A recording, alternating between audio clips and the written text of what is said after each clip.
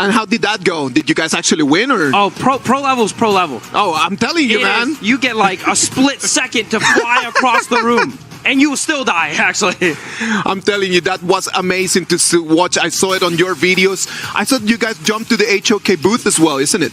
Oh yes, that one has a lot of things for you to complete. So there is actually a quest you have to complete. 3 quests and a lot of activities for you to find out and explore. Why not we introduce one of the ones that we're playing with, a hero-specific challenge, the Ho-E challenge.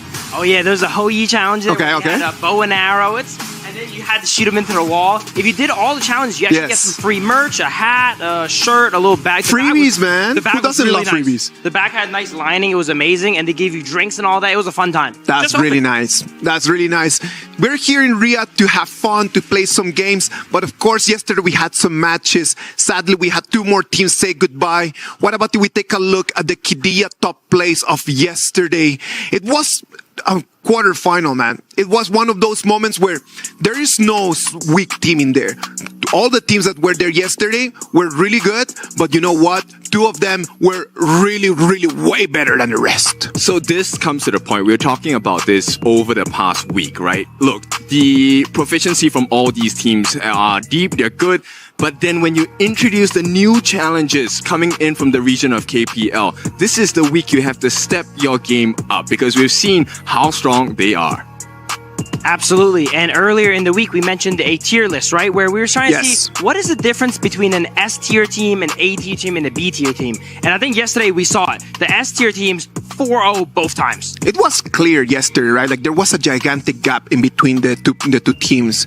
Like 4-0 and 4-0, that already tells you something. In a global band pick, best of 7, to be able to take that is not an easy task.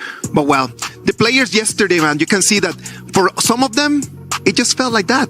They reacted in a way that showed their frustration, and some others just showed a little bit more emotions, a little bit happier with just the experience of being here. The Crunchyroll reaction from yesterday were actually pretty top. While we were playing the play park on hard mode, our floor is lava. They're playing HOK on super hard mode right there. Of course, yeah, that's true. You thought that was pro level? That's legendary level in there.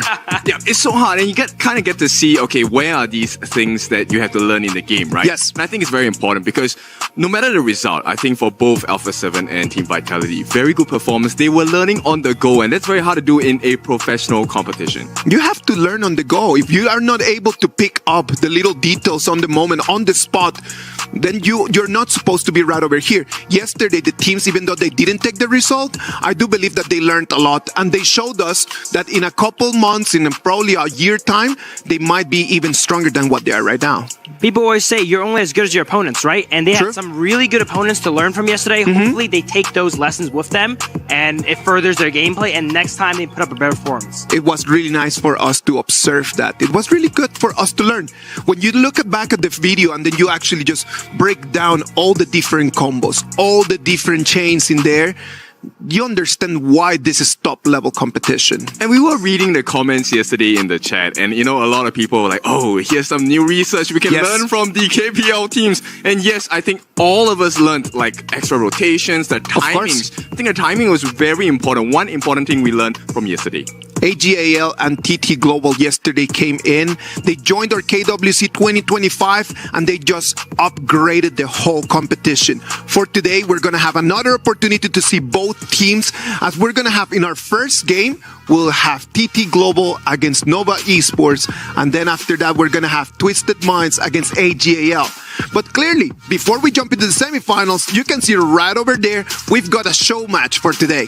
This one is something super exciting. We already had a show match yesterday. You know, it was mixed with professionals and, you know, coaches, managers, whatsoever. But today we get a full-blown team on each side. Let's start with WeTrend. That's the first team that's going up. And then after retrain, it is going to be BTK, Bloodthirsty Kings. We saw Hoon yesterday. Yes, we did. We had Hoon right over here with us on the couch, right? Yep.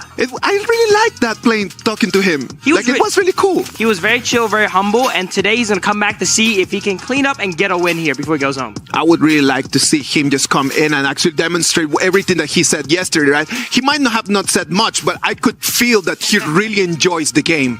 He's not going to have a good time, though. You know, V-Trend Esports, look, these guys have been legendary, and they're here to claim more honor as a new king.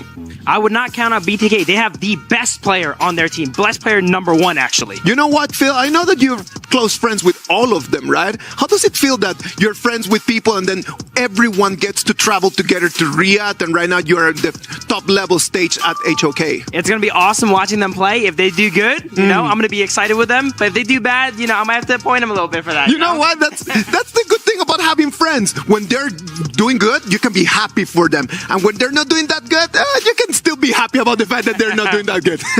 Yeah, you can kind of egg them on, right? Of course. I think this is what I want to see from WeTrain Esports as well. Look, they were at the last series yesterday. They were watching in the stadium, the arena, and the ambience there was super crazy. The fans were screaming. They even brought a drum in, and people were banging it. I mean, I was in the front row, so I was hearing everything. And look, the fans are so great here.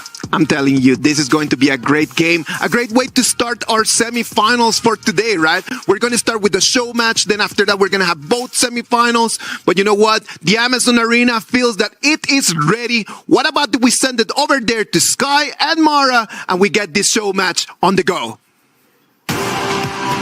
Welcome to the Honor of Kings World Cup 2025. It's another amazing and beautiful day for esports here in Riyadh, Saudi Arabia. My name is Mara Aquino, and here with me, the ever beautiful Sky. Thank you. Hello to the world one more time. I'm Sky. So happy to be here. So talking about yesterday's show match, it was extremely interesting. There were so many turning over points in the game, and we actually have different players coming from different works. We have coaches, we have hosters.